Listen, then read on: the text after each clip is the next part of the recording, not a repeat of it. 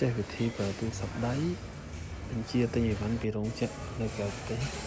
គឺចំណេញច្រើនមែនតើទីមួយចំណេញទិញបានរបស់ល្អថ្មីយកមកប្រើដោយបានតម្លៃចាក់ថ្លៃជាងទិញក្នុងស្រុកយ៉ាងណា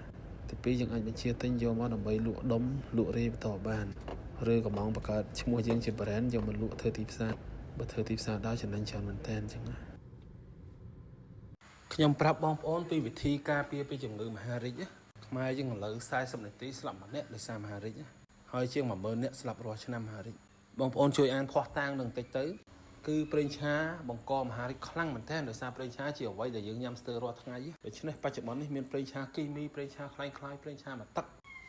បន្លំវិចខ្ចប់ឡើងស្អាតលក់លើទីផ្សារច្រើនណាស់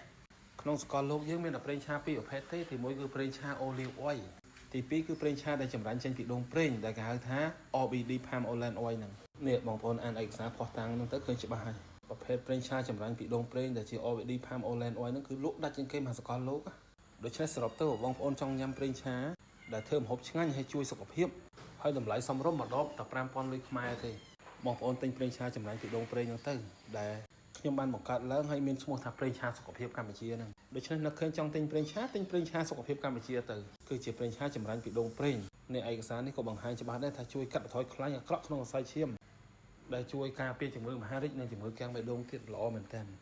ហើយរឿងទី2ដើម្បីការពារមហារីកសូមបងប្អូនទិញសាក់ដៃតូចទេតែ2ថ្នាក់2ជាន់បានហើយដាក់នៅកែបម៉ូតូឬក្នុងឡានហើយពេលបងប្អូនចង់ទិញអីខ្ចប់បងប្អូនកុំឲ្យគេដាក់កញ្ចប់ស្នោថង់ជ័រចានជ័របងប្អូនប្រើស្រាក់ដែកហ្នឹងទៅជឿខ្ញុំទៅ